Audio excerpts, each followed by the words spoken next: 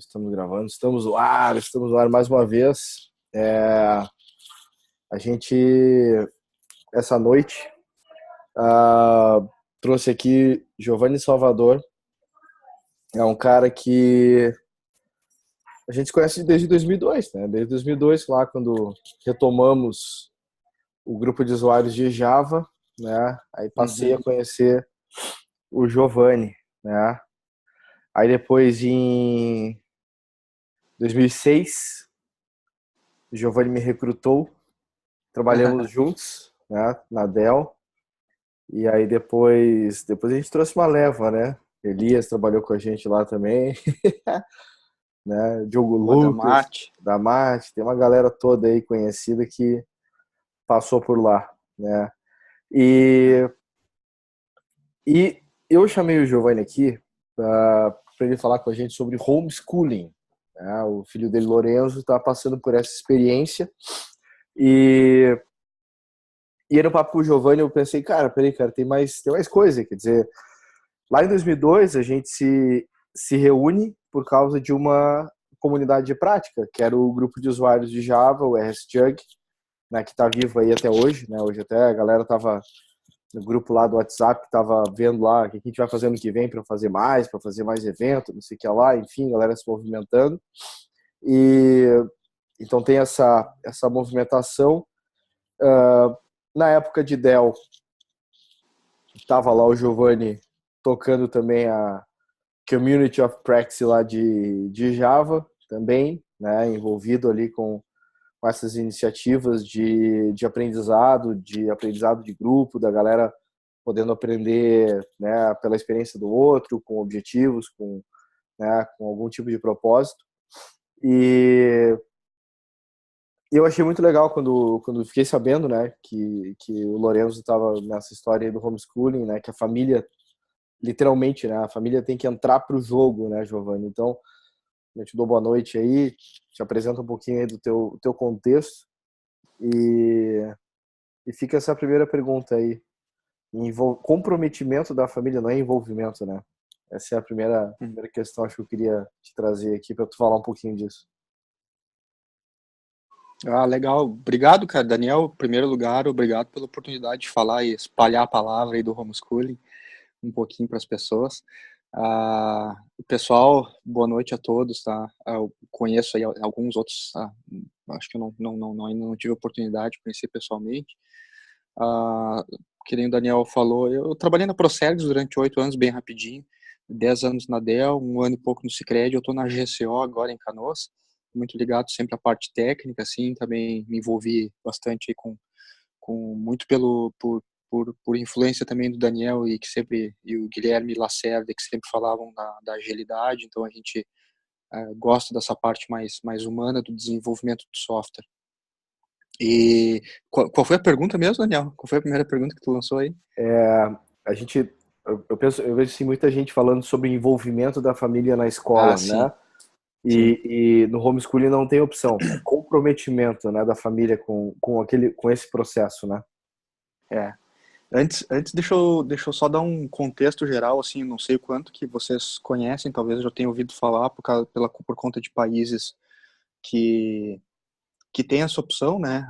Os Estados Unidos, todos os 50 estados suportam homeschooling, alguns com, com alguns critérios de seleção ou com outros de aceite ou recomendações, outros com uma prova de validação, outros é completamente livre. Canadá também. Muitos países têm, o Brasil ainda não tem uma legislação específica sobre o assunto. Mas aqui no Brasil nós somos em torno, vamos dizer assim, como não são números muito oficiais, né? De 4 a 5 mil famílias no Brasil que optaram por tirar seus filhos da escola e ensinar em casa, né? Nós fomos uma dessas famílias. Na verdade, eu não levei para a escola. Minha filha, ela se formou, fez primeiro o ensino básico, o fundamental e o médio, e está na faculdade agora, mas o meu filho eu nem levei para a escola. Ele apenas foi para a escolinha e eu nem levei ele para a escola. A gente tomou uma decisão, depois de conhecer a filha do presidente da Associação Nacional de Ensino Domiciliar, que foi o primeiro grande caso famoso no Brasil de retirar filhos da escola por conta de bullying e por conta de qualidade, doutrinação, enfim, os motivos que ele teve à época, e resolveu fundar a Associação Nacional de Ensino Domiciliar. Por, por coincidências da vida, a gente acabou conhecendo ela, a Lorena, ela tem a idade da minha filha, ficaram bem amigas e ela acabou influenciando bastante, e nós, em um processo assim que começou em dezembro, e o Lorenzo iria começar na primeiro ano, né, em março, a gente acabou até fazendo um curso à distância de uma família também de Canela que dá dicas para pais que não querem mandar os filhos para a escola e como se organizarem. A gente fez até para entender como é que é o processo, a questão da legislação, a questão do suporte jurídico, material e tudo mais. A gente fez e a gente tomou a decisão de não levar ele para a escola. Indo para a tua pergunta, a questão é que tem que ter uma certa estrutura familiar. A estrutura familiar que eu falo é que, infelizmente, não dá para os dois trabalharem e fazer o homeschooling, né? O casal, digamos assim, né? No caso do casal. Então, minha esposa, a gente optou já há muito tempo já que ela iria ficar por casa, tocando projetos paralelos, até mesmo tu ajudou num deles, Daniel, foi Isso sendo isso que eu coach ia dizer, né? do O estar em isso. casa não significa não estar produzindo coisas de altíssimo valor. Esse que é o grande Isso. lance, né? Isso mesmo, tu foi coach dela e da sócia dela no início ali, tu fizeste o treinamento e elas estão com esse negócio delas até hoje. Ela tem a disciplina do horário e tudo mais que ela vai, e num turno invertido ela ensina o Lorenzo em casa, né? O homeschooling, ele parte muito do princípio, assim, daqui a pouco eu volto na família de novo, mas parte muito do princípio de que em primeiro lugar é a liberdade do ensino, né? Tu ensina para o teu filho aquilo que tu quiser, não existe uma quebra de corrente, tu se desprende da corrente do conteúdo oficial vigente naquele país.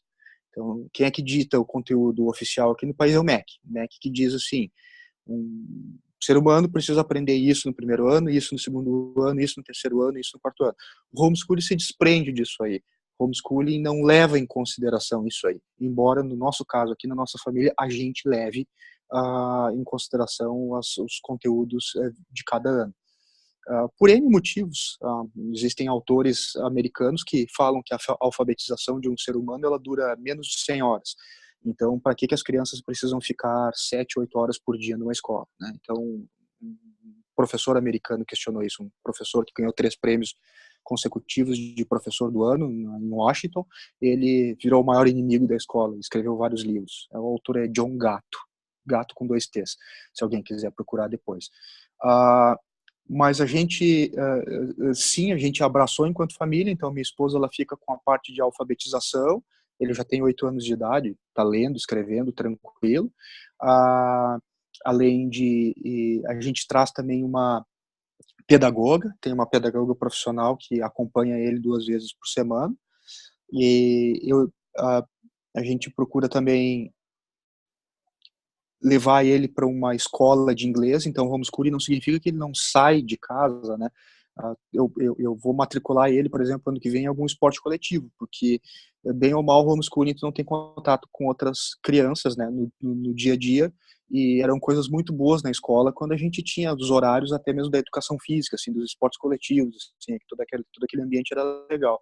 Isso ele não vive, infelizmente, então por isso eu vou botar numa escolinha. O lance do homeschooling é a família abraçar com o suporte de tutores especializados.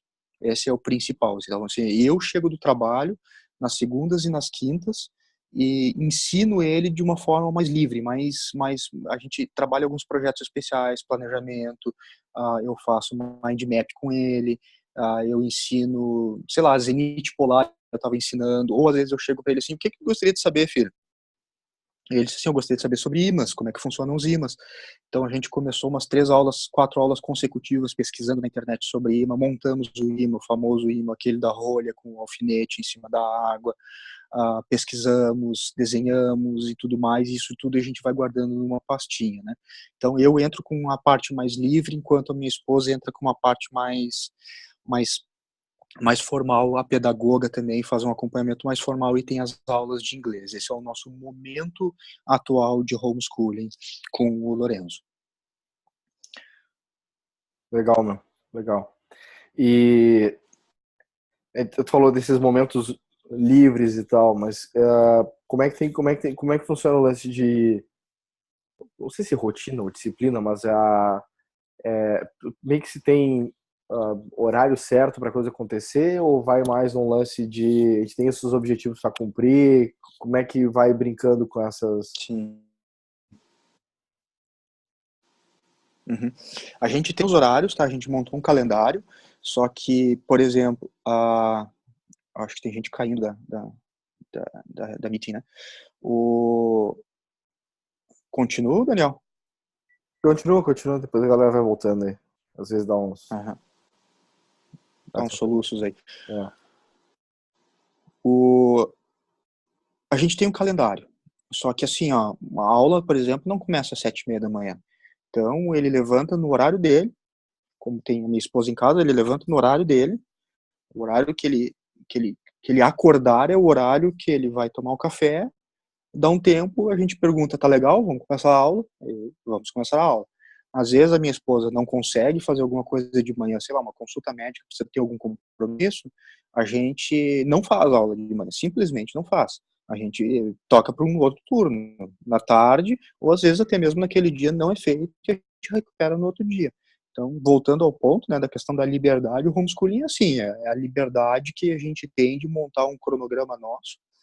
E sim, a gente faz pouco essa questão de projetos e objetivos. Eu é que procuro fazer um pouco mais quando eu chego em casa do trabalho. A gente vai tentar montar uma pista de bolinha de gude, que ele tá muito numa vibe de bolinha de gude, e achou uns vídeos no YouTube numas pistas malucas, assim, de bolinha de gude. Eu não sabia que existia isso aí. Então, o que eu tô fazendo? A gente está fazendo com ele um planejamento. Então, a gente foi para o quadro, desenhar o que seria a nossa versão da pista de bolinha de gude. Aí teve um dia que eu peguei ele e levei para marcenaria, cheguei até lá e eu peço para ele acompanhar junto comigo e fazer perguntas para os titios da marcenaria, mostrar assim, olha que isso aqui é o que a gente quer fazer. Seria possível? Sim, é possível. E volto para casa, sento do lado dele, filho, agora nós vamos mandar um e-mail. Para quê, pai? Porque eles vão dizer quanto é que vai custar, essa é a parte do orçamento, talvez a gente não tenha dinheiro para fazer, a gente vai fazer. Então, assim, tem uns certos projetos também, mas não tão formais. Eu acho que seria melhor a gente exercitar isso aí também em momentos que um pouco mais formais, essa parte de projetos especiais também. Assim como o Instituto Lumiar, acho que tu acompanhou, né, Daniel? O Instituto Lumiar que entrou em Porto Alegre, e eu ouvi falar de uma que outra aí, que também trabalha muito orientado a projetos, né? Eles também não têm currículos escolares assim muito rígidos, então eles procuram trabalhar projetos que exercitam a interdisciplinaridade, que é a questão assim, dado um problema a ser resolvido, daquele problema eu extrapolo o conhecimento da matemática, da física, de biologia e por aí vai, ou seja, eu toco em várias disciplinas, mas orientado ao problema, que muita gente defende que é uma forma de aprendizado que fixa mais, porque se a gente se lembrar da escola, pelo menos eu, no momento da escola, a, chega ali, tu tem, sei lá, 2 horas de matemática para aprender fórmulas, mais 1 hora de biologia, mais outra hora de história, tudo conectado uma coisa da outra. Aí, no fim do dia, no fim da semana, no fim do mês, e agora, na minha idade, eu não lembro mais nada do que eu vi daquela época, sabe? Então, assim, eu me questiono, será que é um método que funciona isso aí mesmo? Ou tem que fazer alguma coisa diferente? Então, esses questionamentos acabam todos nos levando ao homeschooling. Entendi. Tu sabe que Questão do eu. xadrez. Xadrez, né? Pode Falou. falar.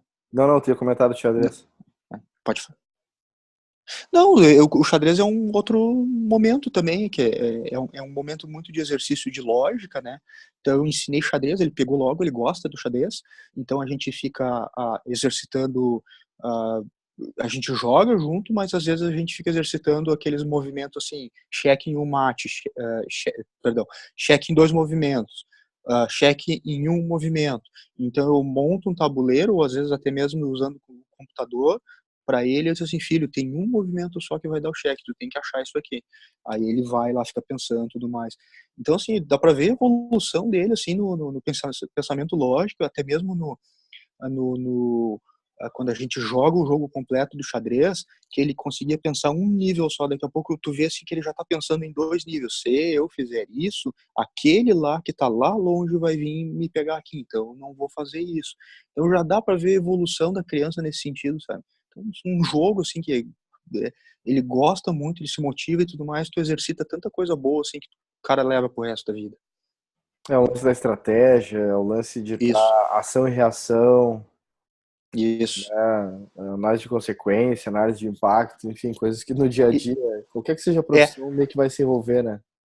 tem um livro, foi bom ter comentado, você tem um livro chamado Uma Questão de Caráter, que é Paul T-O-U-G-H, ele mostrou assim, ele questiona também a escola e o que ela ensina, e mostra escolas que resolveram focar mais no comportamento do que efetivamente no conteúdo do que é passado. Então, criar a questão do caráter e moral e tudo mais.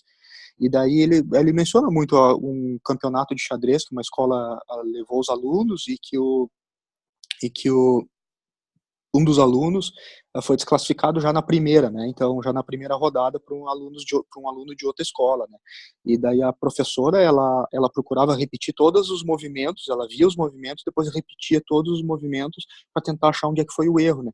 E num desses movimentos, ela viu que o aluno tinha tomado uma decisão muito rápida. E ele perguntou assim: quanto tempo tu levou, depois que ele fez essa jogada, quanto tempo tu levou para reagir? Daí ele disse: foi quase que instantâneo.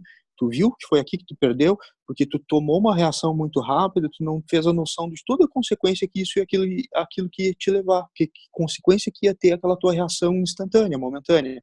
E isso acabou que tu foi desclassificado por conta desse movimento. Achei muito interessante. Esse livro é um livro muito interessante que fala bastante de educação. Legal, interessante. Uma coisa que eu tava vendo, assim, cara, coisa de atuação em cima de problemas, né? O xadrez em si, ele te coloca uma situações de problemas. Você tem ali um embate acontecendo, mas mesmo na história do Iman, quer dizer, tu aprende fazendo, né? Uhum. E, e isso com certeza vai gerar muito mais memória do que uma leitura, né? É. Eu tava tentando, quando eu estava dizendo assim do que a gente se lembra da escola, eu fiz um esforço aqui sobre o que eu me lembrava da escola, né? E eu me lembro de uma vez que arremessaram um abacate na minha cabeça, que eu acho que eu já tá na sexta série, ou coisa parecida e tal, mas na sexta série foi quando eu estudei numa escola que tinha um modelo Montessori de ensino. E eu confesso pra ti que eu achava chato uma série de coisas daquela escola. Mas, esses dias estudando sobre Montessori, sabe quando eu falei, aquilo que aqueles caras estavam fazendo comigo era isso. Pá, se eles tivessem me explicado, ia ser muito melhor, cara. Porque, saca, o lance assim. Porque aí eu me lembrava, por exemplo, que a minha irmã tinha que fabricar o lanche dela, entendeu? Podia ser um sanduíche que ela ia comer. Sim, Mas ela era ensinada com 4 5 anos de idade, 4 sei lá, cara, 4 anos de idade a montar o sanduíche dela, entendeu? Então, perfeito. o lance que eu vi, assim, por exemplo, nós tínhamos que trazer matérias de jornal sobre um determinado assunto. E na sala de aula nós tínhamos Sim. que explicar aquela situação, discutir sobre aquele assunto, aquele contexto ali e tal. Então, os caras estavam tentando formar na gente um pouco de pensamento crítico, um bando de moleque ali de sexta série, entendeu? Então, isso é interessante, assim, ver como, de repente, o Uhum. fato de eu não estar entendendo o que está acontecendo comigo, né, mas eles estão me conduzindo por um processo que é totalmente diferente quando a pergunta vem, como é que Isso, funciona um ímã? E aí se abre um campo ali para estudar, né? Eu já estava isso. de carro vindo com a minha pequena Isso. e ela me perguntou de uma música. Pai, o que quer dizer essa música e sobre o que ela é? E daí eu, cara, não sei. Acho que tu vai ter que dar uma estudada na internet e me conta, né? Então, tipo, depois ela vê todos os vídeos de Uhum. como produzir slime, todos os últimos YouTubers e tal, ela, de vez em quando ela vai lá e olha uma parada dessas assim. Mas é uma coisa que eu vejo que cada vez mais vai tendo essa busca, essa curiosidade, né? Que eu acho que é o que, bem dizer, cada vez mais vem faltando nas pessoas, né? Eu não sei de ti, mas É, é. quando eu comecei a dar aula na faculdade lá em 2004 e fui até 2011 dando aula em faculdade, era impressionante, cara, semestre após semestre, como a régua foi caindo. Como se a Isso. sequência de estudantes que vinham eram cada vez menos interessados em buscar algum assunto, eram muito mais interessados, tipo, abre minha cabeça, joga o conteúdo aí pra dentro, fecha e me manda embora porque eu quero ir pra casa, entendeu? Como se a faculdade ou um processo de ensino fosse uma coisa ruim, né? Ou pior que isso, eu não tenho obrigação nenhuma Uhum. nisso daqui. Então é interessante isso. E quando tu Uhum. transpõe isso para o ambiente escolar de crianças, pô, tu vê uma galera que larga a criançada às 7:30 da manhã na escola, busca às 7:30 da noite, dá um banho, dá Isso. uma comida, faz o tema, dorme, no outro dia vai de novo. As crianças chegam Isso a aí. trabalhar. Se for pensar, cara, as crianças ficam mais tempo na escola que os pais, porque eles só vão Uhum. trabalhar depois que eles deixam as crianças na escola, né? E eles param antes de buscar as crianças da escola. Isso aí. Tu vai botar na ponta do lápis o que tá acontecendo na sociedade em geral, cara. Na Isso. boa, cara, a gente não tem chance de sobreviver, meu. É, e, da- Saca? e daí, interessante isso que tu observou na faculdade, aí tu pensa assim, poxa, se eles estão passando mais tempo na escola, não deveria então a gente estar sendo mais inteligente? Não deveria estar tendo mais produção científica? Não deveria estar tendo mais questionamentos? E não é o que acontece. É o inverso. Os dados do PISA, que é o Programa Internacional de Avaliação do Ensino, mostra que desde 2003 até 2013 o Brasil via uma certa constância, subindo bem pouco, e depois de 2003 começou a descer. Em outras palavras, a gente está emburrecendo. Então, assim, tu te questiona realmente isso, assim, Daniel, o modelo de ensino tradicional, assim, larga as crianças, que nem tu falou, abre a cabeça, bota alguma coisa para dentro e volta.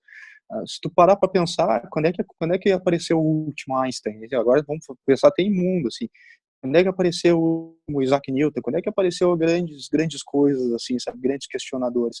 Não tem mais, porque até mesmo a própria instituição escolar ela foi montada, ela foi criada num momento em que ah, talvez a classe burguesa percebia que estavam determinados skills. Então, eles criaram um ambiente escolar para ensinar essas pessoas a ter um conjunto mínimo de conhecimento para poder desempenhar o seu trabalho.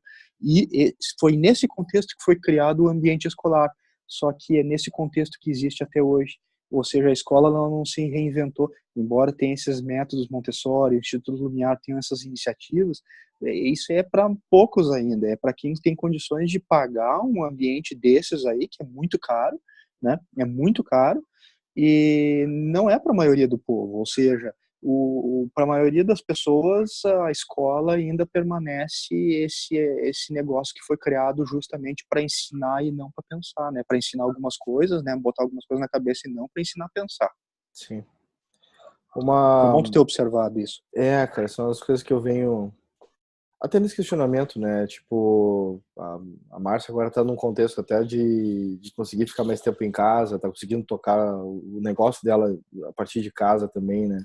Isso tem permitido Uhum. que ela fique mais tempo com a Ana, ela não tá no turno integral, então tem uma série de questões assim que eu começo a ver o benefício disso, desse tempo presente, né?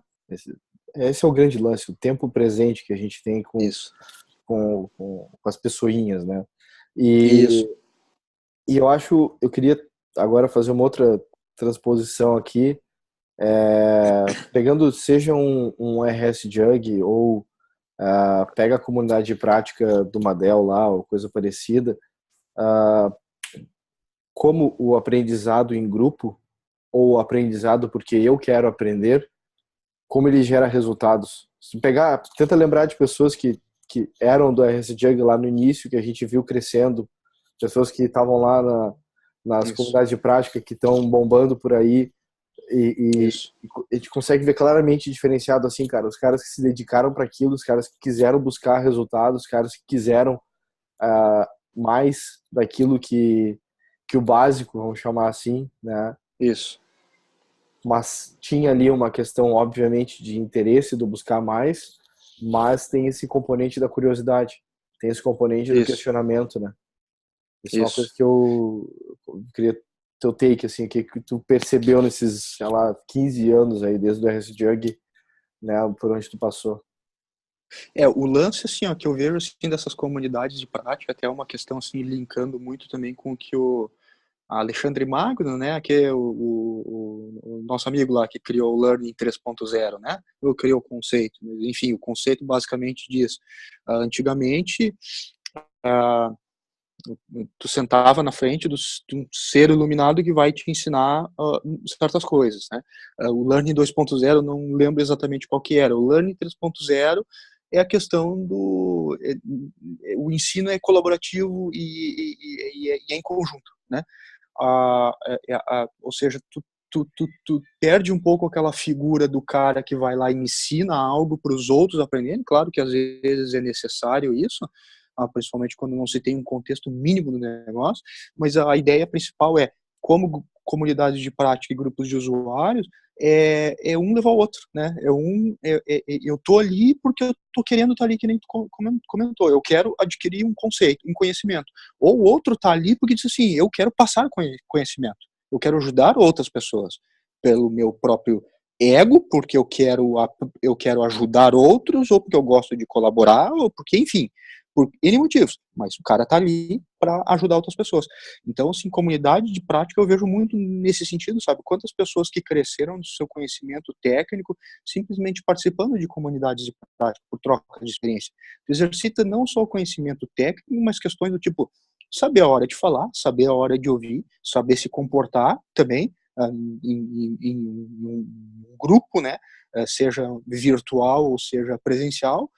Uh, então, assim, é uma relação muito direta, assim, com esse formato, assim, eu acho muito legal.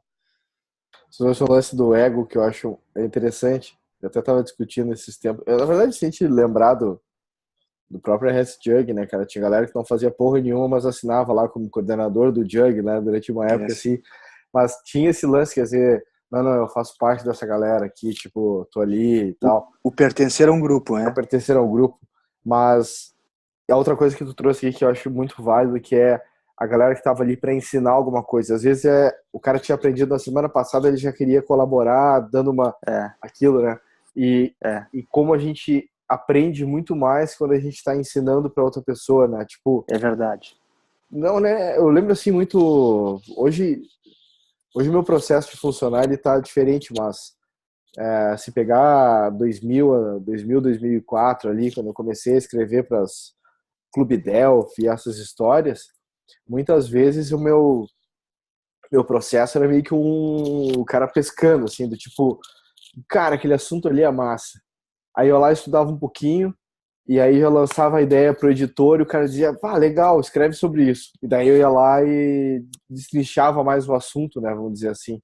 E aquilo ali, a produção do artigo e fazer o artigo encaixar até chegar na revista, ele era o meu real processo de aprendizado, vamos chamar assim, Isso. né?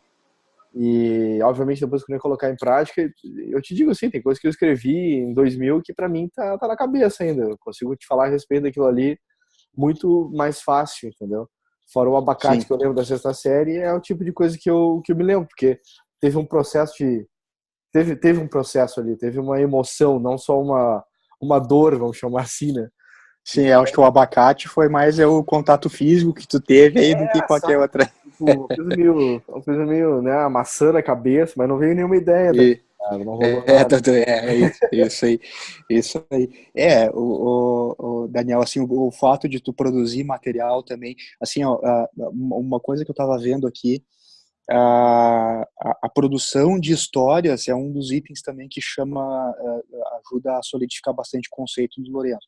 o que a gente fez nesses projetos especiais do homeschooling? Teve uma vez que eu disse assim, cara, eu quero que tu produza uma história.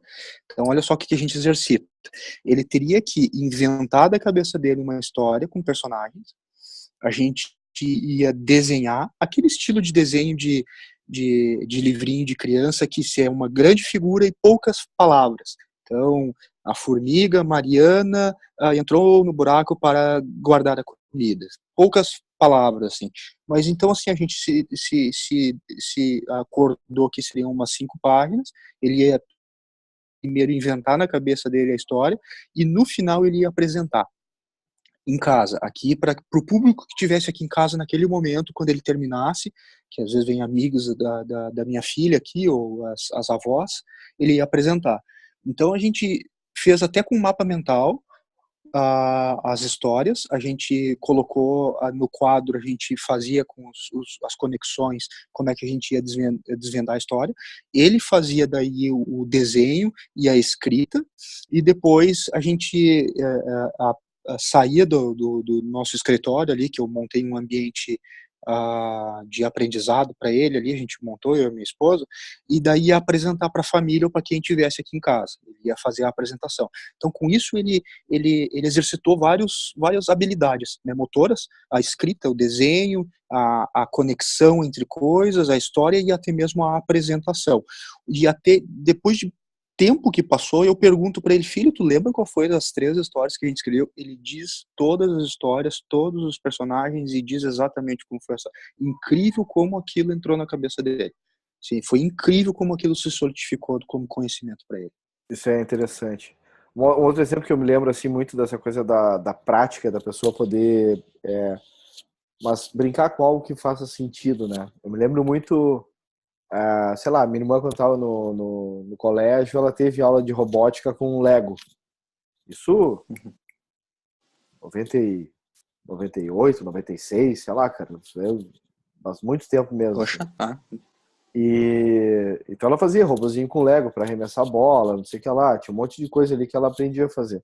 Ela, né, pelo bom movimento do mundo, resolveu não seguir na área de tecnologia, foi fazer fazer outras histórias, foi medicina.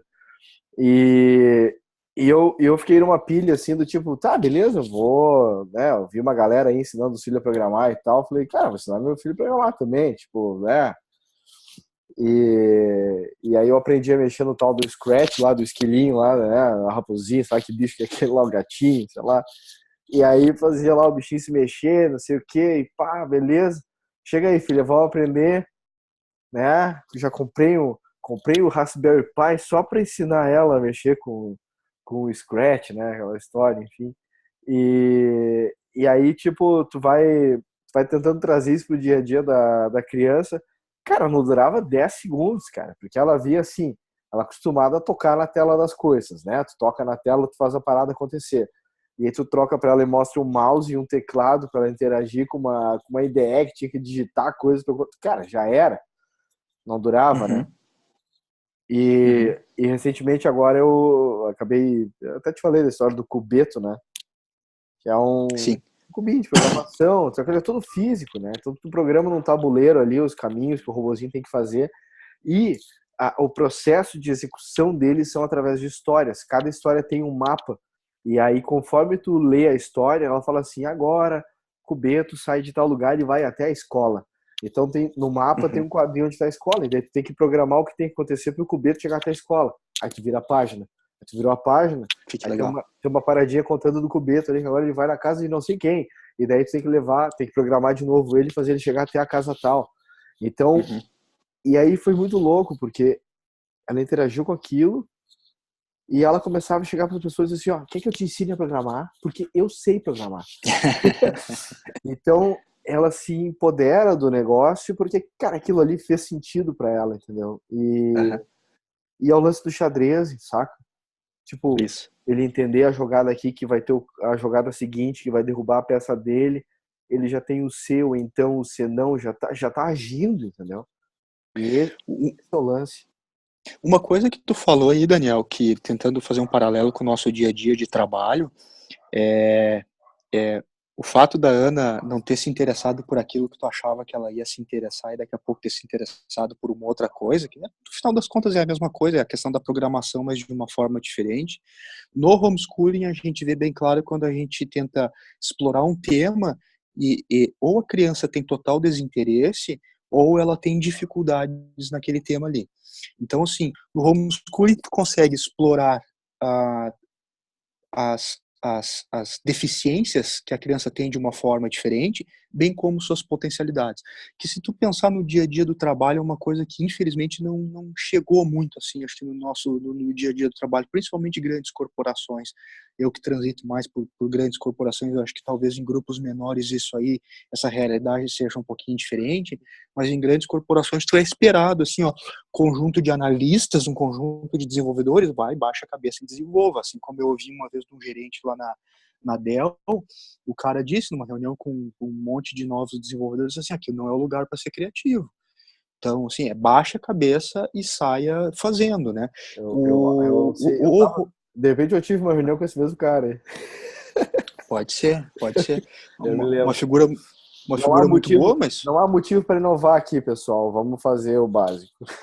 isso, exatamente, exatamente isso. E no homeschooling ele tem essa liberdade da gente descobrir o que uma pessoa gosta ou não gosta, sabe? Recentemente, a gente descobriu, por exemplo, eu comecei a perceber, e daí, como tu convive bastante com a criança, tu consegue perceber certas coisas, comecei a perceber que o Lorenzo estava com dificuldades para algumas contas simples de matemática que eu achava que para a idade dele ele já devia estar resolvendo. E daí, em conjunto com a pedagoga, a gente tomou uma decisão. Para tudo que é conteúdo. Qualquer outra coisa.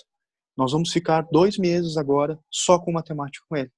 É claro que foi combinado com ele, eu disse, filho, nós vamos ter que fazer uns negócios que seja atrativo para ti, mas nós vamos ter que trabalhar essa deficiência de matemática que tu tá tendo.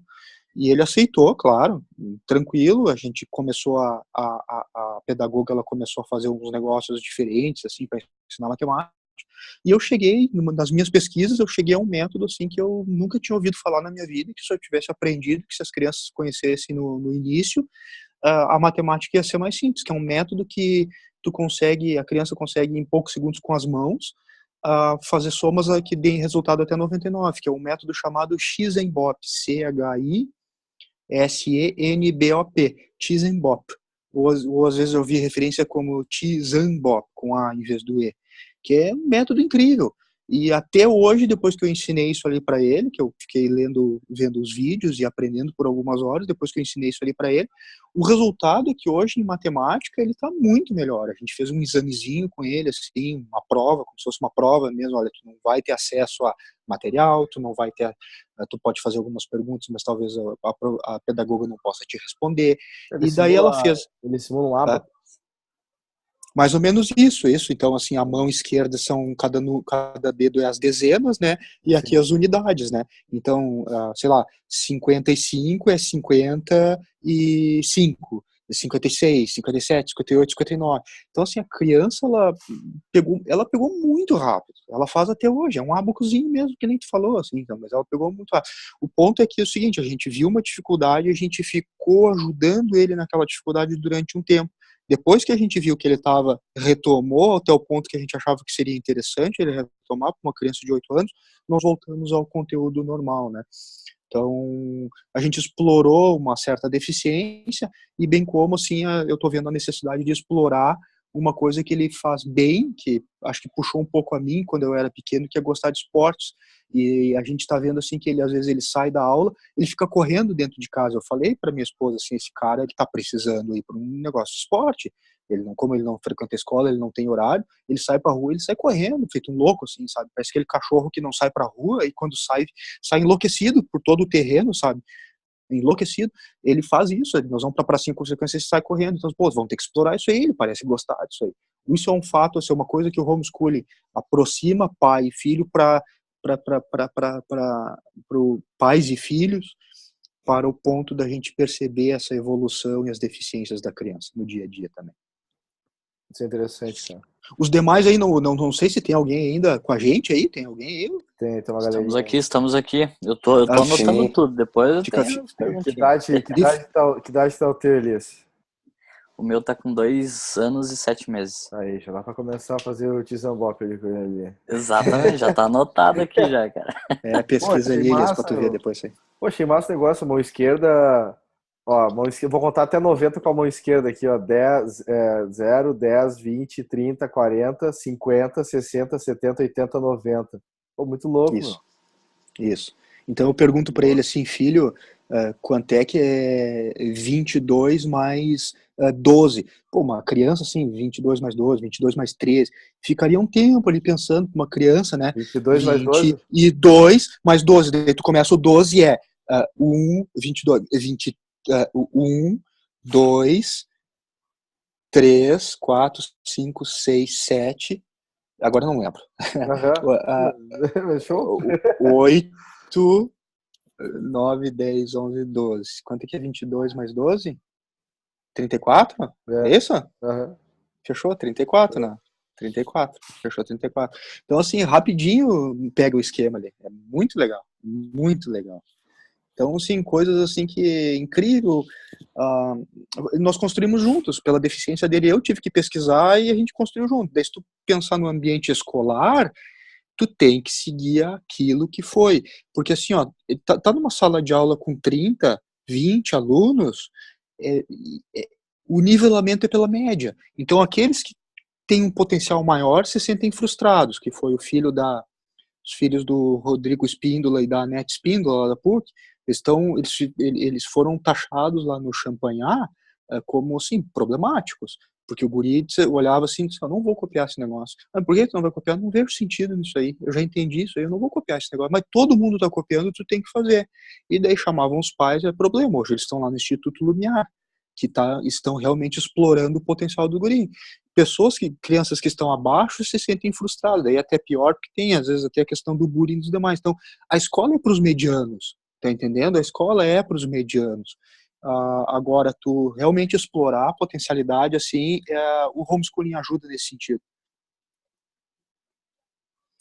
Sabe que eu fui pelo lado na hora de escolher uma escola, né? Tinham opções, na época, escolas que teriam um ensino um pouco mais aberto, ou mais em lance de projeto, elas acabavam exigindo que a criança não pudesse ficar o turno inteiro, né?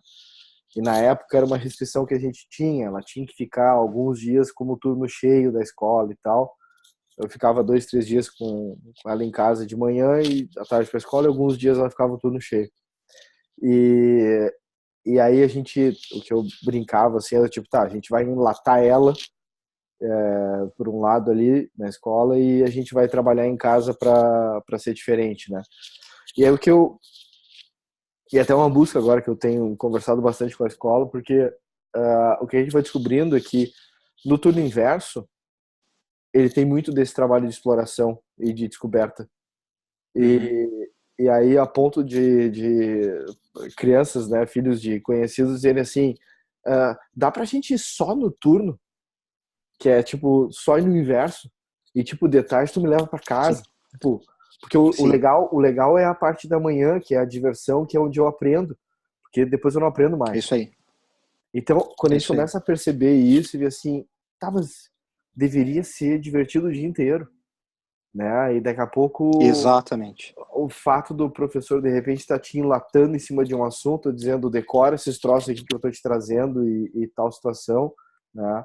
A Ana me pergunta o que é os rabiscos que eu fico fazendo. É um mapa mental, filho, é um modo de estruturar o que eu tô pensando, mas para ela ainda é longe essa coisa, né? Ela não tem muito Isso. Né?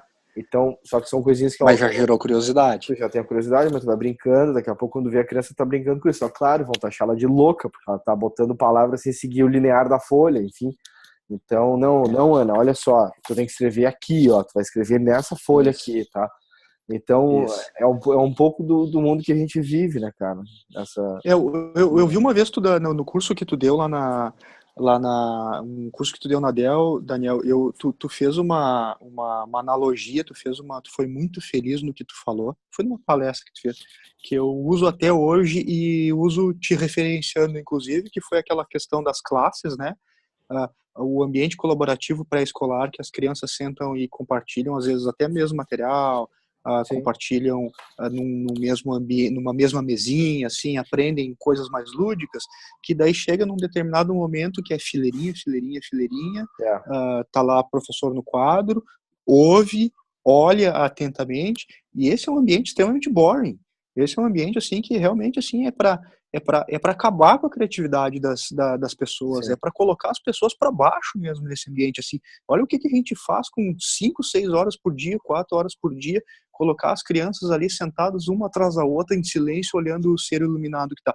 Tudo bem, eu sei que existem certas situações, condições familiares que às vezes são necessárias isso, mas eu acho que o ambiente escolar precisa ser reestruturado. Eu te falo assim, ó, tem momentos que o ficar quieto escutando alguém faz muito sentido, Isso, só que isso deveria vir logo depois de alguma ação prática, né? Então eu isso. curto muito ficar.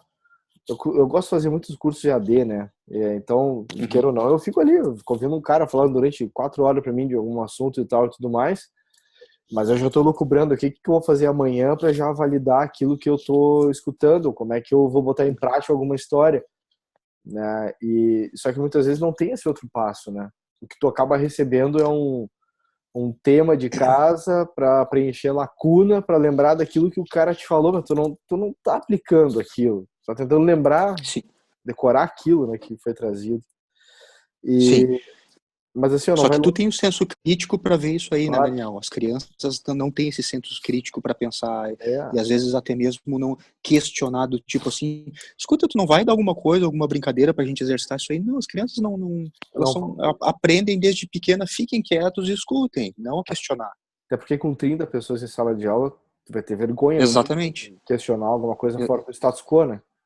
Exatamente. Exatamente. Desculpa, É. desculpa interromper, mas Manda bala. exatamente esse ponto, né, de ser crítico, né, de tu questionar. Cara, eu digo por experiência própria, assim, eu passei a fazer isso, questionar as pessoas, questionar um professor, questionar, ou até mesmo levantar a mão e dizer assim, não entendi, né? Isso muito assim, cara, na faculdade, depois que eu conheci alguns professores, como por exemplo o Daniel, entre outros lá, né, da Facenza, que eu digo que foi uma geração, uma safra. Fala do Diogo do Wilson, nós vamos ficar chateados. Deixa. Lacerda, Pajanela, né? Esse cara aí. Deixa. Enfim, aquela trupe inteira lá. E assim, cara, na faculdade, por quê? Não vou falar aqui do sistema público de educação, mas eu tô falando da educação como um todo no Brasil, como a gente estava comentando, né? Tu não é em momento nenhum, cara, instigado, e muito pelo contrário. Se tu pergunta alguma coisa e a tua pergunta é um pouco óbvia, eu acho que foi o Salvador que comentou ali, cara, tu vai sofrer bullying. Então, tu vai Uhum. perguntar uma única vez. A próxima vez, tu vai trazer Isso. o teu questionamento para casa, Mas, né? Elias, é pior, Elias. Tô falando de ensino público, cara. E eu, filho de professora que trabalhou a vida inteira em ensino público, tu trata com crianças que ou apanharam antes de sair de casa, ou vão apanhar quando voltar para casa, ou não tinha comida quando saíram de casa, ou quando É. voltar não vai ter comida, ou elas vão ter que dormir com o pai bêbado chegando em casa. Cara, é muita variável, cara. É. Exatamente. Ou tu tem que chegar num busão lá e quase é assaltado e tu toma e tiro voando pra tudo que é lado. Eu sei que eu tô dando uma situação altamente crítica assim, mas meu, tipo, a gente quando pensa assim que o teu maior problema é estar com uma dorzinha de cabeça de noite, não tá conseguindo estudar direito, e tu vê assim o quão privilegiado a gente Isso. consegue ser, né, muitas vezes. E aí a gente vai lá, e aí, cara, nisso eu acho muito massa, assim, com a minha mãe, porque ela se posiciona assim e fala assim: ah, cara, os professores não são preparados para. Ah, vamos ferrar, cara. Tipo, é, tem um contexto todo, um sistema acontecendo que tu não consegue fazer a parada acontecer, entendeu? E não é só uma questão da escola, porque. E aí volta na primeira pergunta que eu fiz pro Giovanni, que é: a família tem que se comprometer com o ensino para que ele aconteça. Porque, diferente disso, mano, ele vai trabalhar, A Dani volta a trabalhar, soca o Lourenço numa escola e beleza, irmão. Vai dar tudo certo com ele. Ele vai passar de Isso. ano, ele vai entrar numa faculdade, ele vai arrumar um emprego, ele vai fazer as histórias dele e tal. Mas o ponto não é esse, né? O ponto é, será que eu estou sendo capaz de desenvolver seres humanos que são críticos, são capazes de fazer perguntas, né? No lance do Montessori eu tenho ido muito atrás porque tem um negócio que é o Right Question Institute, né? E que fala muito sobre isso, ensinar as pessoas a fazerem perguntas, como que eu formulo melhores perguntas, né? Então, e aí é muito interessante assim, quando tu pega outras leituras e tu vai fazendo as conexões, né? Pega o nosso amigo Jim Collins, From Good to Great, aquele livro clássico que tem, e ele traz a questão do socrático, das perguntas, para ajudar um time a evoluir. Só que ele traz muito assim, ó, tu não pode fazer pergunta estimulando a culpa, tu não pode fazer pergunta estimulando a incapacidade da pessoa. Tu tem que fazer perguntas para abrir, para expandir, para fazer com que as pessoas elas pensem além daquilo. Então, tu não faz uma pergunta assim, porra, Elias, por que tu não fez aquele negócio que a gente combinou? Não é essa a pergunta que vai fazer, não é essa a pergunta que vai fazer o Elias sair do É chão, verdade. né? É verdade. Então tem, às vezes quando a gente começa a pegar o problema, e às vezes eu questiono as pessoas assim, cara, às vezes tu pergunta demais, mas não é errado perguntar demais, mas é o tipo de pergunta que tu tá fazendo, não tá Fazer as ajudando. perguntas certas. A pergunta não tá ajudando a pensar, a pergunta tá fazendo eu ficar retraído aqui porque eu tô achando que eu fiz merda, então eu vou parar de falar, entendeu? Porque a próxima Isso. pergunta pode, né? Se o teu questionamento ele te leva a um pensamento evolutivo, por que parar de questionar, né? Não tem o porquê, Exato. né? Mas aí tu tem que ter a abertura desse ambiente para permitir isso, né? Porque muitas vezes a gente não. Por isso que assim, cara, eu vejo essa atualização do Scrum Guide é besteira, besteira, fazer valores de Scrum. Cara, infelizmente precisa, porque não adianta tu falar em respeito para as pessoas, que o cara diz, eu respeito o Elias, eu não bato nele, mas eu também não escuto ele. Né? Então os caras têm que ir lá e escrever um valor chamado de openness, para que as pessoas aprendam a se escutar. Né? É. Então, Eu assim, ouvi agora. Desculpa, Daniel, vai lá. não, é nesse nível, entendeu? E aí, ao mesmo tempo que eu fico extremamente pé da vida quando um cara lança um safe, eu sei que o Giovanni curte o lance do safe, mas é porque muitas vezes tu tem que dizer pro cara, olha, eu vou te botar num trilho e tu vai entender o que tu tem que fazer, irmão. Mas é tipo assim, o que a gente tenta, meio naquela linha do Schuhari, né? Primeiro tu observa, depois tu copia, depois tu acaba indo para uma transgressão lá, querendo criar tuas histórias. Muitas vezes tu é obrigado a cair num método que te enlata, porque tu nem quer pensar, tu nem quer ser crítico, tu nem quer pedir ajuda, então vem aqui, ser humano, senta aqui nessa cadeirinha aqui e deixa o trem rodar que a parada vai acontecer, entendeu? E na opinião de vocês, cara, vocês acham que o Daniel usou um termo que eu tinha anotado aqui diferente, mas ele traduziu legal. Vocês acham que talvez, assim, por exemplo, o Giovanni e a esposa dele fizeram uma opção pelo homeschooling contra talvez um modelo enlatado de educação que a gente se encontra não só no Brasil, mas no mundo? Então, cara, o que que eu te digo assim, ó,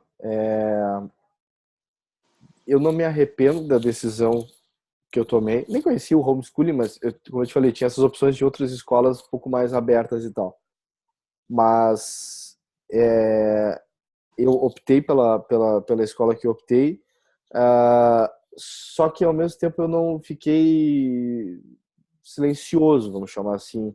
Procurei entender o que são as atividades extras que tem, como é que a escola se posiciona. Eu sei que a escola no ano que vem está fazendo revisão no modelo educacional dela para organizar os próximos 4 anos. Eu já estou querendo propor junto com uma galera lá uns workshops de design thinking para os professores, para que eles comecem a Legal. ter mais pensamento divergente e convergente, que eles não precisam chegar com o tema pronto em sala de aula, que eles podem trabalhar com os alunos o que eles vão construir, e de repente não precisa ter tema todo dia, que não é isso que faz eles produzirem, que eles podem converse com a família sobre o assunto X, isso pode ser o tema, entendeu? E daqui a pouco escreva a respeito do que foi percebido nessa conversa e tal, sei lá, mas tem uma infinidade de formas de fazer as crianças irem além, né, da história, assim. E para mim, o lance do homeschooling, ou que não fosse exatamente o homeschooling, mas daqui a pouco o Giovanni podia se juntar com mais 2 famílias, por exemplo, e ter 3 pessoas tendo um ensino mais privativo, mais específico em relação àquilo, e seria tão legal quanto, entendeu? Então, assim, eu acho que o lance do homeschooling, não sei qual é o medo que o Brasil está tendo de fazer isso daí, porque alguma educação é melhor do que nenhuma, comparado com o que a gente estava falando aqui antes das possibilidades que a gente dá para as crianças realmente terem um aprendizado. A gente acaba tipo montando uma turma com 50 malucos dentro da sala de aula, porque senão vai faltar professor. Então vamos botar 50 por professor, porque é o jeito que tem para dizer que a gente educa. E a gente não pode rodar ninguém também. Então daí também passa os caras de ano e por aí vai. Mas isso é uma forma diferente de tu colocar a criança como o centro e dizer, é tua responsabilidade. Qual é a tua curiosidade? Qual é a tua curiosidade? Né? O que tu tá a fim de explorar hoje aí? Então ele muda o aspecto, né? Tu tocou no assunto do Brasil, né? Qual é o medo do Brasil? Até para falar para vocês qual é a situação atual da legalidade do ensino domiciliar. A Associação Nacional do Ensino Domiciliar, na qual eu faço parte e colaboro, porque eles são um conjunto até de pessoas ali, os presidentes são advogados que advogam e é a causa deles e a vida deles. Como é que funcionava, né? Até essa família de Canela, ela foi denunciada por vizinhos e o Conselho Tutelar é o primeiro a chegar na casa e ver se, olha, eu recebi uma denúncia que tem uma criança que não vai para a escola aqui, e a gente veio validar o que está acontecendo. Se o conselheiro tutelar achar que realmente assim os pais estão privando do ensino, né, privação de, como é que é o nome, privar de alguma coisa intelectual, eles levam para o Ministério Público, o Ministério Público processa a família, né? E os casos daí nunca aconteceu nenhum caso de prisão, mas é o caso de obrigar a levar para a escola sob penas, daí até podem acontecer penas. Alguns advogados começaram a entrar com recursos e recursos até que isso subiu ao STF, que no Brasil, né, os recursos jurídicos vão indo, escalando nas instâncias até que chega ao STF e o STF dá a palavra final.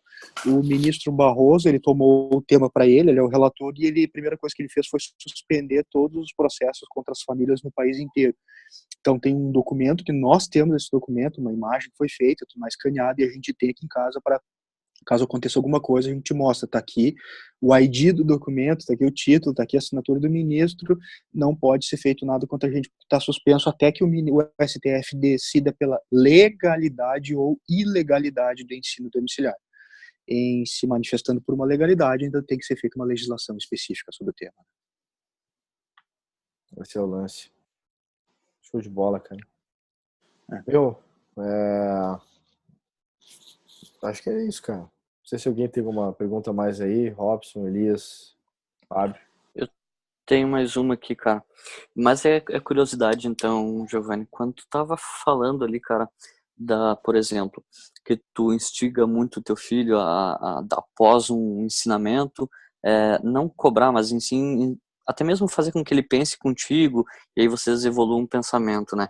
Cara, isso contra também uma outra parte do papo que tu disse, que vocês fizeram uma espécie de uma prova, né? Na tua opinião, de pai e também de uma pessoa que está participando de um movimento muito bacana que é o homeschooling, eu sinceramente não conhecia. Cara, eu tenho a impressão de que hoje em dia essa questão de cobrar o ensino para provar que tu sabe é algo tão ultrapassado quanto os métodos que se usam tanto em faculdades quanto nas escolas, né? Qual é a tua visão em cima disso, cara?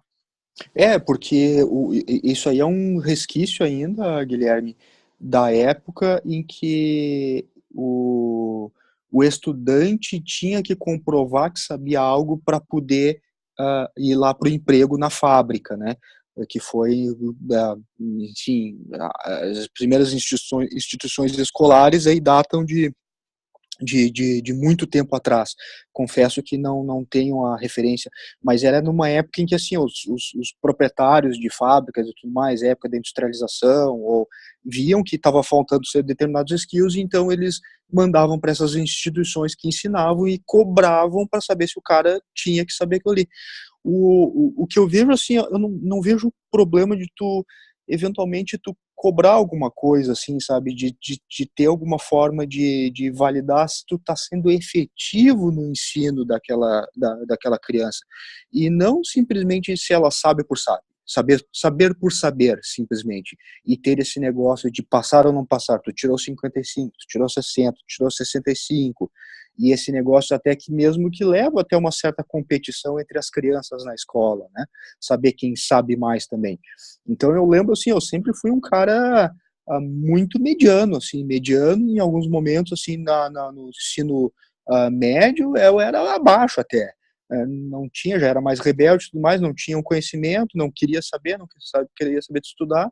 O quanto que isso aí realmente fez a diferença pro meu, entre aspas, sei lá, até onde que eu cheguei na vida, digamos assim. Número 90 no vestibular.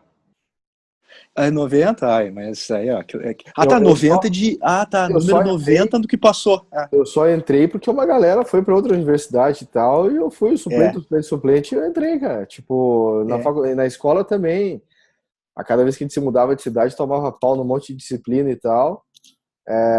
Meu melhor ano foi o terceiro ano, que eu tava estudando, competindo no basquete, e pouco tempo para estudar, e a regra em casa era o seguinte: eu vou tirar 7. E aí, É, é isso aí. saca? E É foi isso o aí. ano mais tranquilo que eu tive, entendeu? E beleza. Mas eu tenho esse ponto, assim, eu sempre lidei muito mal com essa coisa do nota pela nota. Até hoje eu lido, né? Eu tô fazendo uma pós que eu já. Ah, você tem que fazer a prova até tal data, senão a sua média ficará 6. Ah, beleza, Uhum. faço a prova depois. Não tem problema.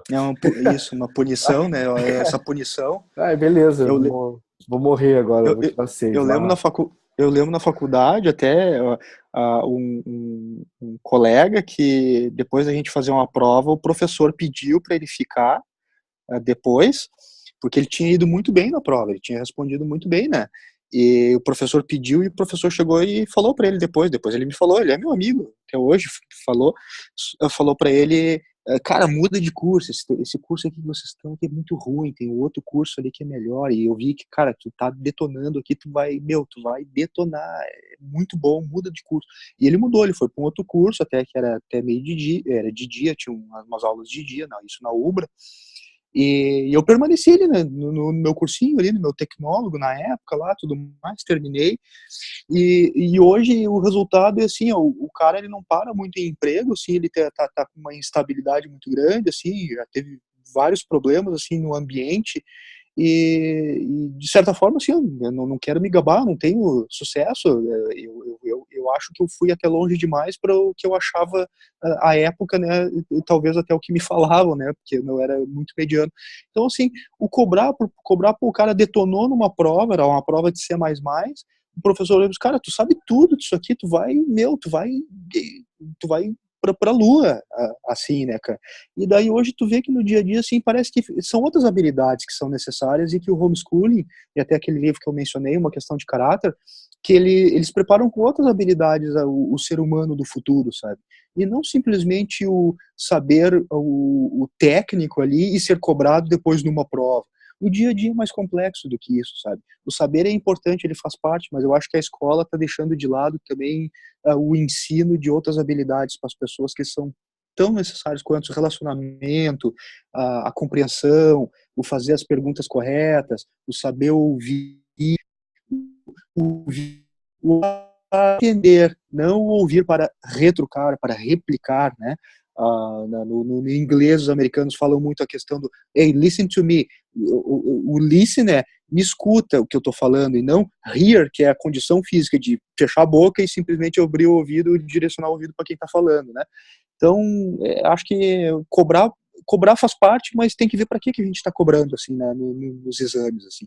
Eu fiz aquela pequena prova com o Lorenzo para ver a efetividade até mesmo do canto que a gente estava ensinando, porque eu confesso, assim, em algum momento a gente questionou, assim, poxa, será que nós, como pais, estamos sabendo fazer mesmo ele entender? Será que a pedagoga está sendo eficiente também em ensinar? Então vamos fazer isso intensivo, vamos ver se o problema somos nós, o problema é realmente ele precisa de um empurrãozinho.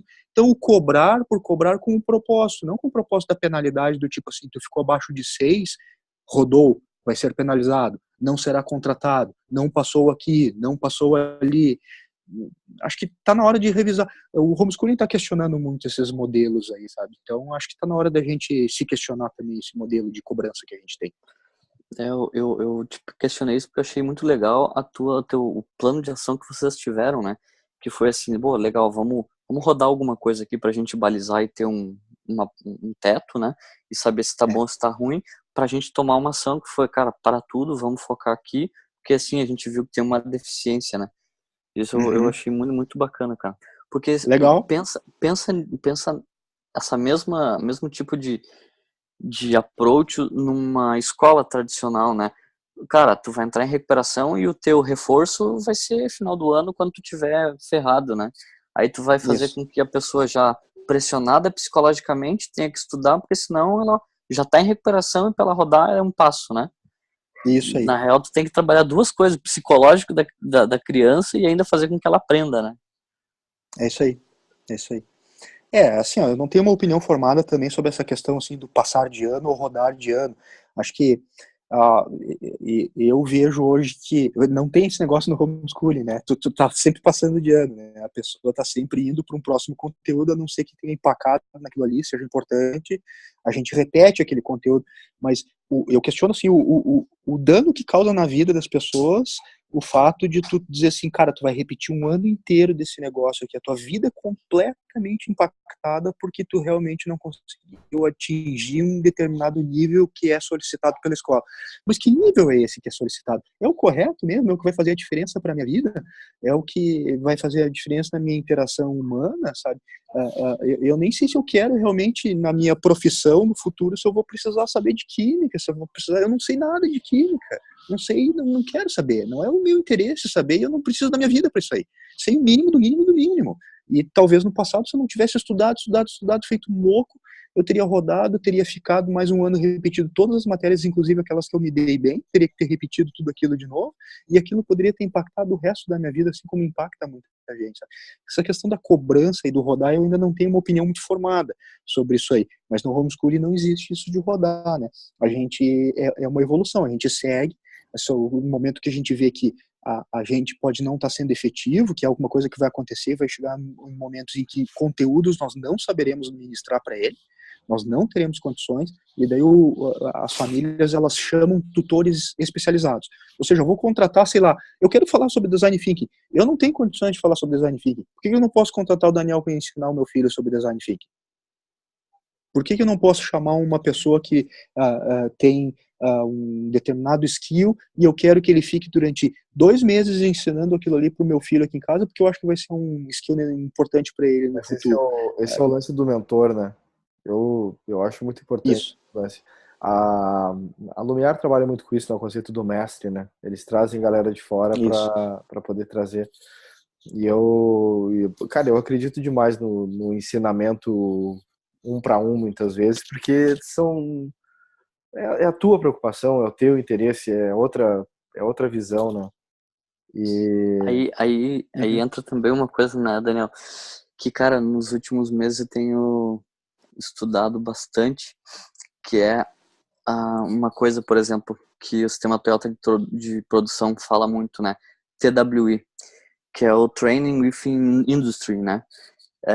Onde basicamente os mestres os sensei, como eles chamam, né, dentro da Toyota, eles são os responsáveis pelo treinamento, obviamente, mas fazer com que o Daniel entenda o que ele tem que fazer. Então, se o Daniel não aprendeu, a culpa não é do Daniel, não é ele que tem que ser penalizado, e sim é o instrutor que tem que revisar os métodos de ensino dele, né? Porque ele não é cobrado pela quantidade de pessoas que ele forma, e sim pela qualidade dos formandos que ele acaba executando, né? Então, cara, isso cai muito disso que vocês falaram, assim, né? De trazer a responsabilidade para quem ensina, rever métodos, né? Para buscar a efetividade daquilo que tu tá fazendo, né? É muito bom isso. Eu vou te trazer um outro exemplo agora que aconteceu recente. Eu estava dando aula numa pós e eu tenho lá, eu organizo com os alunos na primeira aula o que vai ser o conteúdo da disciplina e tal, e organizo. E eu balizo o que eu tenho que ensinar na aula, na sala de aula, tá? E aí, eu até comentei com os alunos, fazer algum tipo de trabalho, tal, né, se quem quiser, enfim. E eu sei que teve uma dessas turmas que eu acabei me passando. E tinha uma aula que eu tinha que combinar de organizar um trabalho e eu não organizei. E, e não teve o tal do trabalho esse que eu tinha falado no início.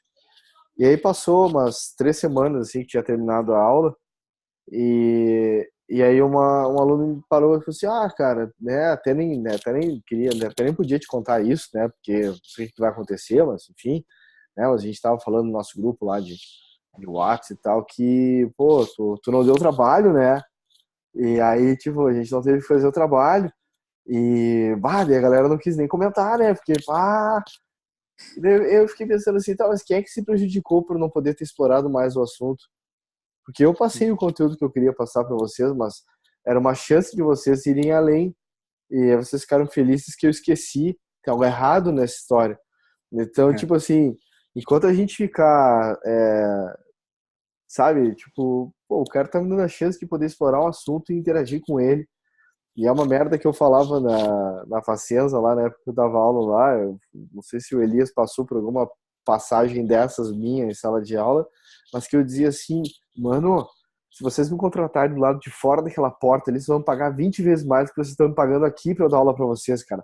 Aproveita essa merda, entendeu? Tipo, quando eu tiver que dar consultoria na empresa de vocês, eu vou meter a faca, mano. Então, assim, ó, aqui, cara, eu tô ganhando R$ 23 a hora pra dar aula pra vocês. Aproveita essa merda, cara. Tipo, vocês têm 80 horas de trabalho com o Daniel aqui durante o ano inteiro, cara, o semestre inteiro. Tipo, porra, aproveita esse troço, cara. E é incrível, cara, como tipo 2004, 2017, 13 anos depois, a ficha não caiu, cara. E a galera Mas, continua, saca? É muito louco isso. mas então, Daniel, aí, cara, o que que para mim, cara, como fui teu aluno e te tenho como mestre e mentor, o que que para mim tu sempre passou, velho? O que o Giovanni comentou lá no início do desenvolvimento de software mais humanizado, né? Os métodos É. ágeis. Cara, é isso que para mim um Diogo Lucas, um Guilherme Lacerda, um Daniel Wild, um Parzanello, o próprio Giovanni Salvador, né, que para mim também é uma referência desde a Dell. Cara, é isso, assim, é trazer. Sim, trabalhamos, e principalmente acho que a convivência numa Dell da vida era produção, negão, tem que baixar a cabeça e fazer o negócio e fica na tua com É. inovação ou coisa nova. E detalhe, se tu fizer, fica na tua, não fala pra ninguém, né? Porque, Isso. enfim, foi essa a minha experiência lá. Mas assim, cara, quem é que a gente acaba tendo uma afinidade maior? Pelo cara que traz aquele lado humano dizendo assim, cara, eu te entendo porque que tu quer fazer isso, porque os objetivos, os princípios, os valores que tu tem é o mesmo que eu tenho, a gente compartilha deles, né? É isso, Isso. cara, entendeu? E aí quem consegue explorar um pouco dessa mensagem e trazer, e até mesmo ir além de uma faculdade disso, né, cara, levar para o seu ambiente profissional, acaba por se destacando. Cara, não deveria ser um destaque, né? Tu deveria ser o básico disso, né? De se destacar, depende do ambiente que tu cair, né? Pode ser um ambiente não muito. Essa questão que nem a gente falou ali do gerente que dizia, aqui não é lugar para ser criativo, né? Então, tem certos gestores que baixa a cabeça, trabalha, o aspecto humano deixa um pouquinho de lado, né? A gente ali na GSO tem uma business partner do RH que ela está procurando trazer justamente outras habilidades assim para o dia a dia, até mesmo para a gestão, que ela trabalha com a gestão, com a liderança e tudo mais, justamente de humanizar um pouco. Então, fica fazendo caixa assim para gosta de dinâmicas, gosta de técnica. Eu acho muito legal isso aí, sabe, quando pessoas pensam, tem uma ideia diferente, assim, mesmo uma empresa extremamente hierárquica, tradicional como a GCO, que é uma empresa aí de 50 anos de trabalho aqui no Brasil. Tem gente ali que tem uma mulher que fez 40 anos de trabalho, recebeu uma plaquinha de 40 anos de trabalho ali na empresa. Levar esse tipo de coisa humana assim pro dia a dia, fazer alguma coisa diferente que explore a nossa criatividade, que explore o nosso... A gente sabe que no final do dia eu tenho que entregar um projeto, eu sei disso. Eu sei que eu tenho que entregar uma atividade, eu sei, as empresas eu preciso produzir trator. Claro, não vou parar uma esteira porque eu resolvi, não, peraí, deixa eu pensar uma forma diferente aqui na linha de produção, deixa eu fazer um teste. Não, pensar, mas o outro lado, barrar completamente a criatividade, como foi falado, sabe, é uma coisa que já vem desde a escola. já vem desde a escola. Então, se tu pensa no ambiente escolar, também ser criativo, ser fora da curva, fazer uma pergunta, por mais boba, uma pergunta super avançada, ela já é mal vista lá. Então, já se cria desde lá essa cultura que a gente não questionar nada. E o homeschooling, ele já é o contrário. Que nem o Daniel falou, o um a um, assim, o individualizado. Poxa, eu sou questionado pelo meu filho. Toda hora ele questiona coisas. Esses dias ele começou um gurizinho da frente aqui, que vê ele e quer brincar toda hora, e daí, filho, eu cheguei do trabalho, agora a gente tem o horário de aula, né? E daí o gurizinho bateu na nossa janela, vem, Lourenço, vem brincar, vem brincar. Daí eu disse assim, o Lourenço está estudando, e o gurizinho saiu fora, ele olhou para mim assim, pai, tu mentiu. Por quê? Não, nós não estamos estudando ainda, a gente tá preparando, eu tô recém terminando de comer e tudo mais. Isso é uma mentira. O que tu falou, me desculpa, não foi minha intenção, sabe? Foi até meio para enxotar o guri. Foi a primeira coisa que me veio à cabeça, assim, ele tá estudando, e para me desfazer daquele gurizinho ali, sabe?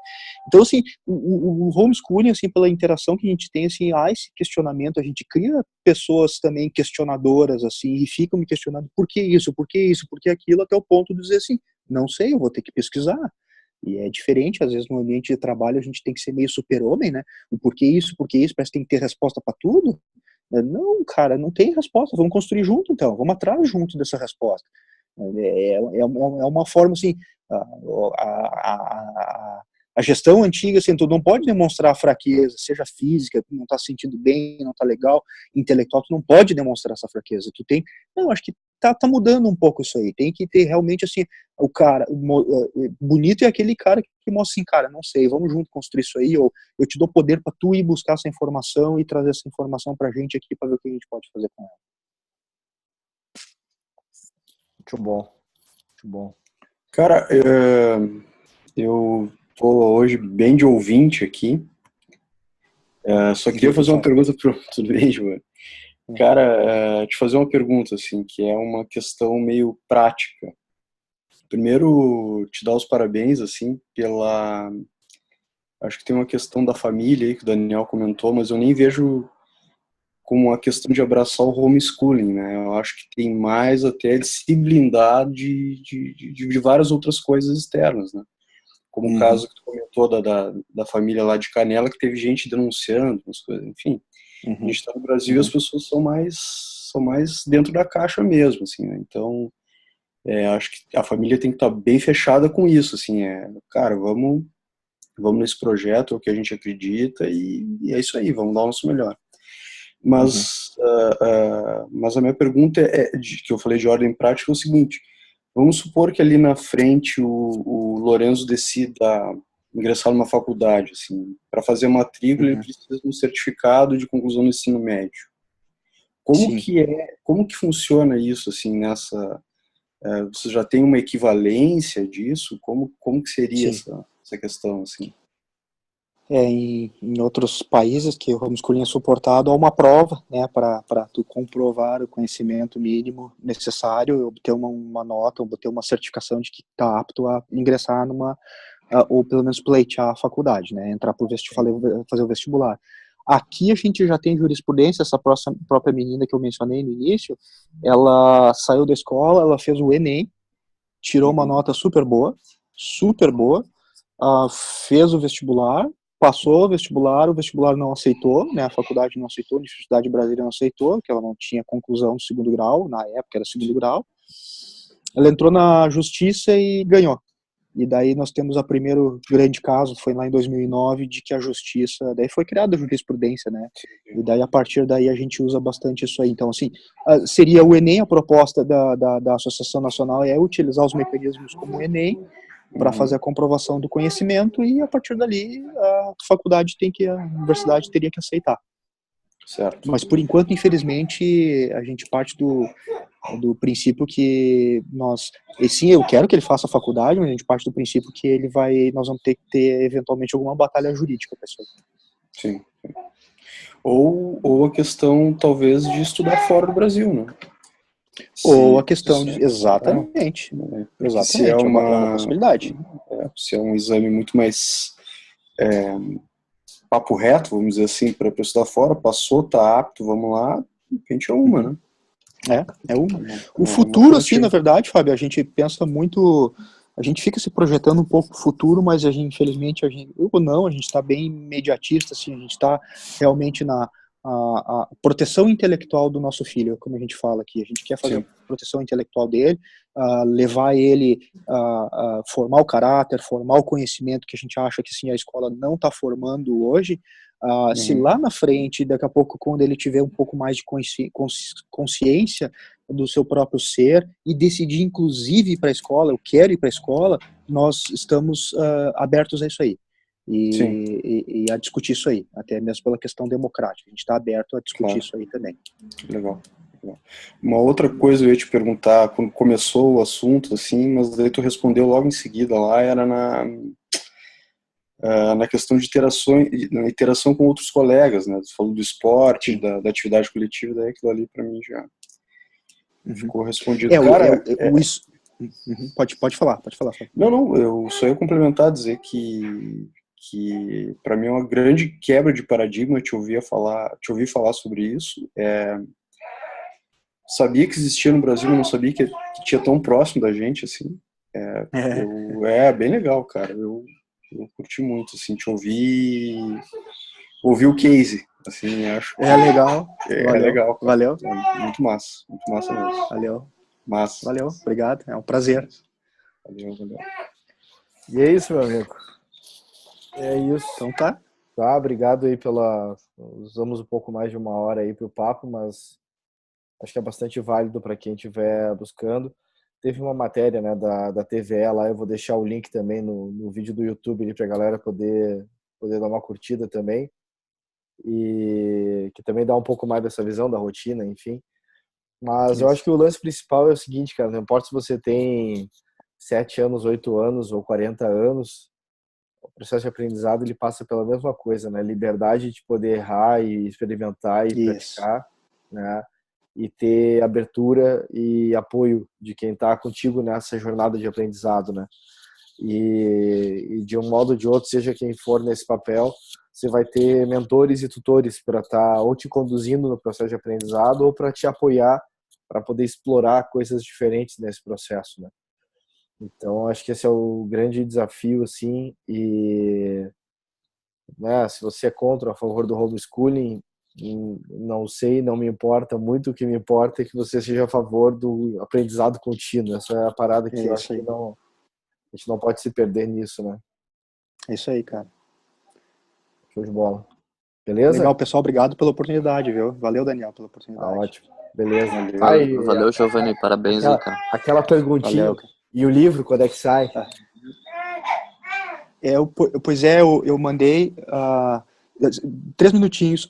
As editoras, elas entraram em crise.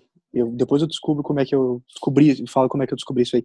E faz um tempo que as editoras, elas não estão aceitando originais mais, justamente pela crise. Então elas só mantêm os livros que elas têm, elas lançam. Tem uma editora que me respondeu assim, cara, a gente está lançando, antes a gente lançava 20, estamos lançando 2 novos por ano. Não tem, a crise pegou, assim. O que a Dilma fez, assim, recentemente, aí foi um dano, assim, em vários setores. Aí o que se criou? Criou uma profissão ou uma oportunidade chamada agente literário. Então, uma editora disse assim para mim, tu tem que contratar um agente literário. O que é o agente literário? É o cara que interviu e revisão, coisas que a editora fazia antes, não faz mais. Que é revisão do texto, procurar o mercado e tudo mais. A editora, com as crises, eles tiraram isso aí de dentro deles e se criou esse mercado do agente literário. Então, eu estou em contato com 2. Mandei para uma que está empolgado com o assunto homeschooling e estou esperando feedbacks do que vai acontecer. Se não sair, cara, eu vou para Kindle. Eu vou para Kindle. Vou publicar no Kindle mesmo. Eu te passei um contato agora no WhatsApp ali do Rafael Trombetta, que é o meu, eu digo que é o meu editor porque faz algum tempo que ele tá nessa de eu publicar um livro com ele, mas ele é um cara que consegue ajudar no processo inteiro. Então é um cara para tu buscar e trocar uma ideia com ele. Legal, ele tá fazendo o trabalho de agente literário, então. Ele faz tudo. Ele acha editora, faz distribuição, faz capa, faz design, ele faz tudo. Perfeito, é isso aí. Legal, valeu, cara. Valeu. Esse é um cara e hoje até ele me referenciou num post dele do Instagram e eu tenho uma admiração dele. Ele é um dos mestres da Lumiar também. Ele participa lá. Que legal, cara, que Então legal. fala de poesia pra galera, uma série de histórias e tal. Então até é um cara, daqui a pouco, até pro Lorenzo, daqui a pouco uma coisa de histórias e brincar com isso, é um Sim. cara pra estar interagindo com vocês também. Pode ser um mentor pra gente, pode ser um tutor. Dá um toque pra ele que eu vou contatar ele, pra ele não ver um WhatsApp de um desconhecido ali, não. Eu vou mandar o link do vídeo pra ele. Tá. Eu falo pra ele ter um recado no final pra ti. Isso, é. Tá bom, cara. E galera, obrigado aí.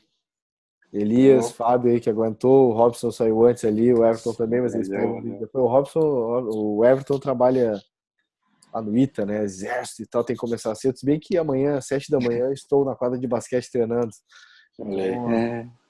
A vida tá fácil só pra quem quer que seja fácil, né, cara? Na verdade, até mais que isso, né, o livro lá, Essentialism, do Greg McCall, ele fala que a gente tem que escolher quais as dores que a gente quer passar pela vida, né? Essentialism, essencialismo, né, seria o tradução. Ok, essentialismo. E é um pouco disso, né, quer dizer, se eu quero jogar basquete melhor, quanto tu quer, né? Quanto de dor e sacrifício tu aguenta passar por isso? Então, se eu tenho uma reunião às 9 da manhã, cara, vou treinar às 7, entendeu? Pra poder chegar na reunião. É o jeito. Pilhado. É isso aí. Tá? A vida é dura pra quem é mole, né? É isso aí. Boa. Beleza, galerinha? Obrigado. Valeu, pessoal. Boa noite. Boa noite. Prazer o que exato.